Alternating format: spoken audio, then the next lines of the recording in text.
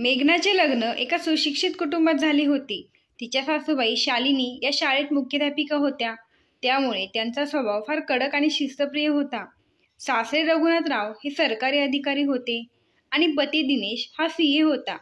मेघना एका मोठ्या IT कंपनीत मॅनेजर पदावर होती. दिनेश आणि मेघनाने पहिल्याच नजरेत एकमेकांना पसंत केले. लग्नाला जवळपास 1 महिना उलटून गेला होता. आता दिनेश आणि मेघना त्यांच्या हनीमूनवरून परतले होते. मेघनाने पाहिलं की तिच्या सासरच्या घरी सर्व काही नियमांप्रमाणे व्हायचे. रविवार असला तरी सगळे सकाळी 6 वाजताच उठायचे. तिच्या सासूबाईंनी त्यांच्या पती आणि मुलासाठी काही नियम लागू केले होते आणि आता सासरच्या घरी ते सगळे नियम मेघनावरही लादले गेले होते. असं असलं तरी मेघना रोज ऑफिसला जायची, त्यामुळे तिला रोज लवकर उठावेच लागायचे. तिच्याकडे फक्त एकच रविवार सुट्टीचा दिवस होता, ज्यात ती आरामात झोपू शकत होती. पण शालिनीजींच्या नियमामुळे तिला रविवारी सुद्धा लवकर उठावे लागायचे. मेघनाच्या सासरच्या घरातील सर्वजण अतिशय नम्रपणे वागत होते. त्यांच्या घरात कधीही मजाक मस्करी होत नव्हती. या उलट मेघना ज्या कुटुंबातून होती तिथे नेहमीच धमाल असायची. कारण मेघनाच्या वडिलांना एक भाऊ होता. काका काकू आणि त्यांची मुलं शेजारीत राहत होते. ज्या घरात नेहमी धमाल असायची तिथे नेहमी फ्रेंडली वातावरण असायचे. त्यासोबतच चेष्टा मस्करी सतत चालू असायची. मेघनाचे आजी आजोबा असताना संपूर्ण कुटुंब एकत्र राहायचे, त्यामुळे घरात नेहमी सणासारखे वातावरण असायचे. सगळी मुलं बाहेर खूप मजा मस्ती करायची. मेघनाला झोका खेळायला खूप आवडायचं. ती झोक्यावर बसायची तेव्हा मागून तिची चुलत बहीण कोमल तिला जोरात झोका द्यायची. आजी आजोबा गेल्यावर पुढे कधी भांडण होऊ नये म्हणून तिच्या वडिलांनी आणि चुलत्याने समान वाटणी करून घेतली. काका काकूंना लगतच्या घराचा वाटा मिळाला होता, ज्यात ते आता राहू लागले होते. आजी आजोबा गेल्यानंतरही हे प्रेम तसंच राहिलं होतं. आताही आई आणि काकूचे खूप जमायचे. त्या दोघी दर रविवारी किंवा सुट्टीच्या दिवशी आम्हाला शेतात घेऊन जायच्या आणि तिथे गेल्यावर चुलीवर वेगवेगळे पदार्थ बनवून आम्हा मुलांना प्रेमाने खाऊ घालायच्या. मेघनाला सासरही तसेच भेटायला हवे होते, पण तसे भेटले नाही. सासरच्या घरात खूप स्ट्रिक्ट वातावरण होते. दिनेश हा त्याच्या आई वडिलांचा एकुलता एक मुलगा होता. मेघनाच्या सासरच्या घरी गोड पदार्थ कधीच बनवले जात नव्हते, कारण दिनेशच्या वडिलांना डायबेटीस होते. इथे स्वयंपाक करण्यासाठी एक बाई होती.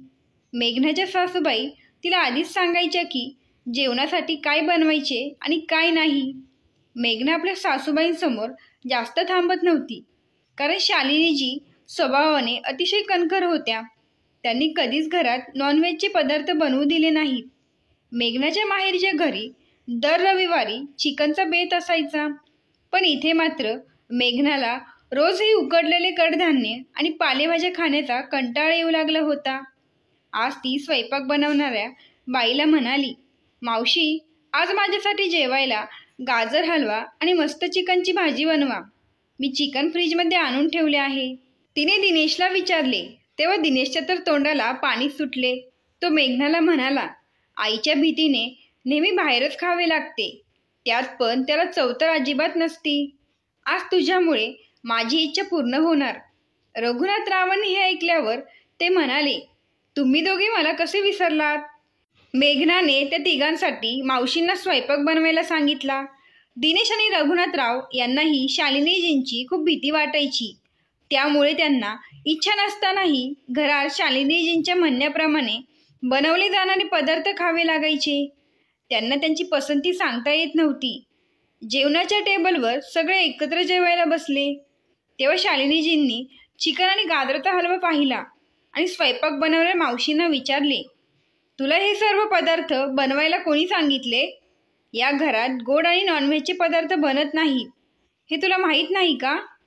तू काय घरात नवीन आहे का? मावशी म्हणाल्या, मेघना मॅडम आणि दिनेश सरांनी हे सगळं मला बनवण्यास सांगितलं होतं. शालिनीजींनी मेघनाकडे रागाने पाहिलं. मेघना घाबरत म्हणाली, हो आई, मीच बनवायला सांगितलं. खूप दिवस झाले मी नॉनव्हेज खाल्ले नव्हते.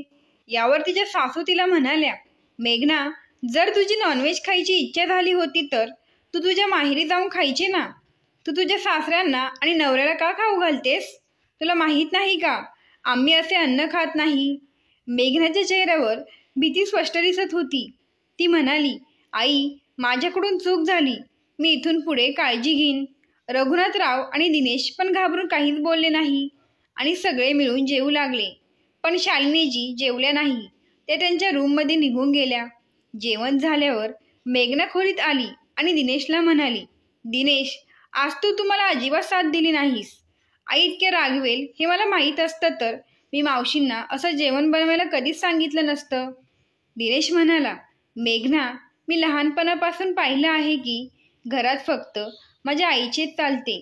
माझे वडीलही आईसमोर कधीच काही बोलत नाही. मेघना म्हणाली, तुम्ही लोक तुमच्या आईला इतका का मान देता? दिनेश म्हणाला, मेघना, आदर आणि भीती यात खूप फरक आहे. इथे मला आणि माझ्या वडिलांना आईची भीती वाटते. म्हणूनच जेव्हा जेव्हा मला आणि माझ्या वडिलांना नॉनव्हेज खावेसे वाटले की आम्ही दोघे गुपचूप कुठल्या तरी ढाब्यावर जातो आणि मनसोक्त चिकन, मटण, मासे खातो. यावर मेघना म्हणाली, हे बरं आहे. आईंना हे माहीत नाही का? दिनेश म्हणाला, मेघना, आमच्याबद्दल अशा बऱ्याच गोष्टी आहेत ज्या आईला माहीत नाही. कारण आई आमच्याशी कधीच फ्रेंडली वागली नाही. ती फक्त तिच्या आदेशांचे पालन करायला लावते, जे मला आणि पप्पांना मजबुरीने करावे लागते. तसे बघायला गेले तर माझे पप्पा खूप चांगले आहेत. पण आई जशी शाळेत मुलांवर आपला अधिकार गाजवते तसंच घरातही तिला वाटतं की घरात ही अधिकार गाजवला पाहिजे. तिला हेच कळत नाही की ही तिची शाळा नसून घर आहे. तुला कदाचित माहीत नसेल. त्यामुळे पप्पा आणि मी आईपासून खूप दूर झालो आहोत. घरात कोणताही वाद होऊ नये म्हणून आम्ही फक्त आईसमोर तिच्या हाला हा म्हणतो. बाकी आम्ही दोघेही आईवर नाराज आहोत. आणि आता कदाचित तुलाही आईचा राग येऊ लागला असेल. पण मी यात काहीच करू शकत नाही. आता मेघनाला सगळं समजलं होतं. आता मेघना ही सासरे रघुनाथराव आणि पती दिनेश यांच्या टीममध्ये सामील झाली होती. एक दिवस दिनेश मेघनाला फोनवर तिच्या आई वडिलांशी हसताना आणि मस्करी करताना बघितले.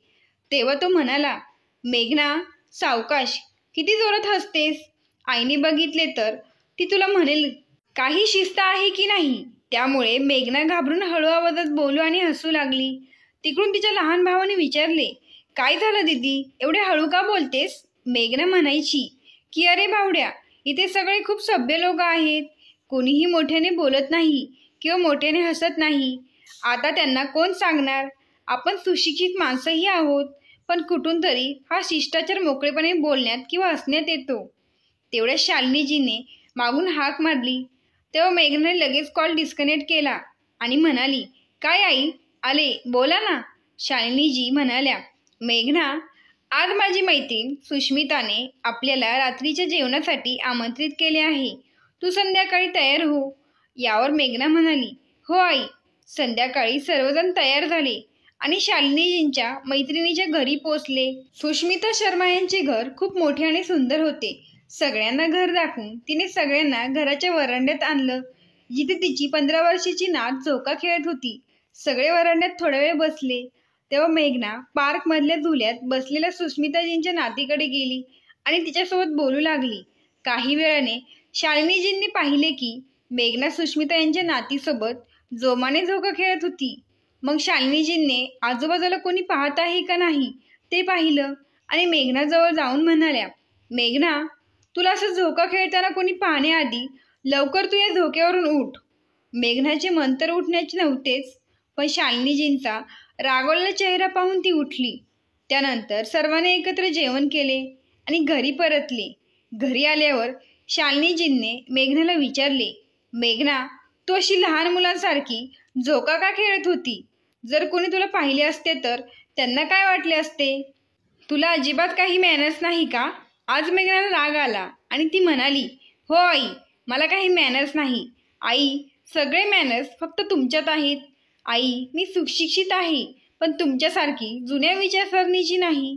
मी या घरात आल्यापासून बघत आहे की तुम्ही मला म्हणता की हे करू नकोस, ते करू नकोस, जोरात बोलू नकोस, जोरात हसू नकोस.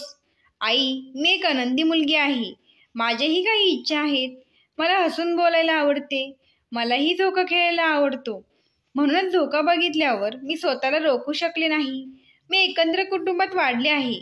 इथे मला गुदमरल्यासारखं वाटतं. जेव्हा तुम्ही नेहमी मला हवं ते करण्यापासून थांबवतात. शालिनीजी सुद्धा शांतपणे ऐकत होत्या, कारण कदाचित त्यांना आज खरी मेघना दिसत होती. आत्तापर्यंत ते मेघनाला जसे घडवत होत्या तशी मेघना साच्या बनत होती. पण आज मेघनाला काय हवंय ते सांगता येत होतं. शालिनीजी म्हणाल्या, मेघना, तुझे सासरे आणि नवरा सुद्धा माझ्याशी कधी असे बोलले नाहीत. तू काल आलेली मुलगी माझ्याशी असे बोलत आहेस. माझा नवरा आणि मुलगा दोघेही माझा खूप आदर करतात आणि या घरात मला माझे पुढे बोलणारी फक्त तूच आहेस. तुला या घरात राहायचं असेल तर त्या दोघांसारखं राहावं लागेल.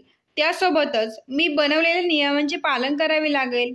आज रघुनाथराव आणि दिनेश सुद्धा गप्प बसू शकले नाही. रघुनाथराव म्हणाले, शालिनी, आज तू मर्यादा ओलांडली आहेस. आत्तापर्यंत ज्याला तू तुझा मान सन्मान समजत आहेस, खरं तर तो तुझा गैरसमज आहे. आम्ही दोघे पितापुत्र तुझ्यासमोर नेहमी तुझे ऐकण्याचे नाटक करतो. आम्हा दोघांना तुझी खूप भीती वाटते. पण खरं सांगतो, तू घरी नसताना आम्ही दोघे खूप आनंदी असतो. पण घरात कुणी मनमोकळेपणाने बोलले तुला अजिबात आवडत नाही. तू तुझ्या घराला तुरुंग बनवले आहेस, जिथे प्रत्येकाने तुझी आज्ञा पाळावी, प्रत्येकाने तुझ्या आदेशाचे पालन करावे असे तुला वाटते. पण शालिनी, तू विसरलीस की प्रत्येकाच्या स्वतःच्या इच्छा आहेत.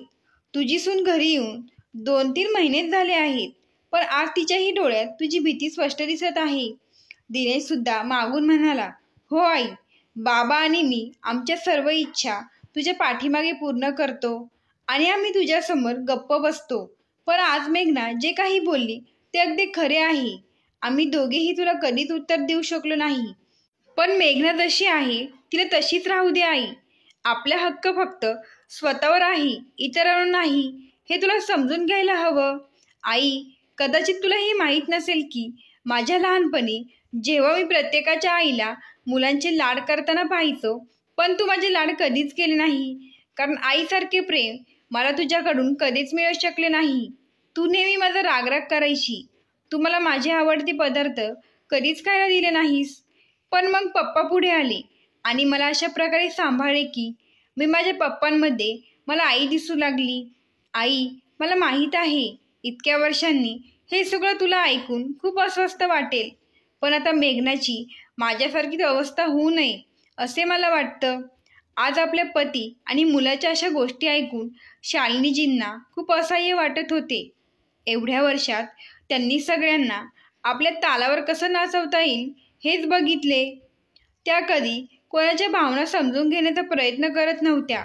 त्या फक्त त्यांच्या इच्छा त्यांच्यावर लादत होत्या. दिनेशमुळे रघुनाथराव आणि मेघना यांनी तिच्या विरुद्ध बंड कसे केले हे आज तिला पाहायला मिळाले. शालिनीजींना फक्त आपले पती आणि मुलावर वर्चस्व गाजवायचे होते, पण त्या बदलल्यात.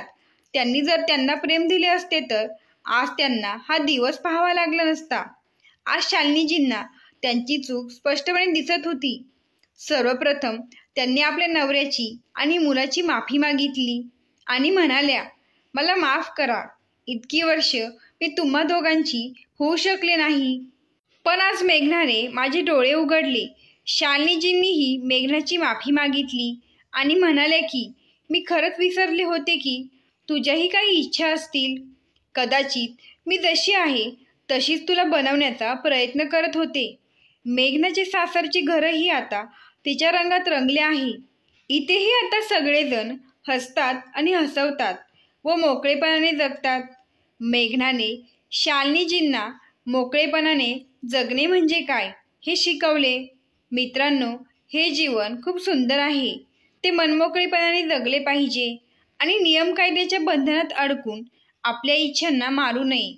आपलं काम करण्यासोबतच हसायला हवं, खेळायला हवं. आपल्या प्रियजनांचा सहवास आयुष्याला आनंदाने भरून टाकतो.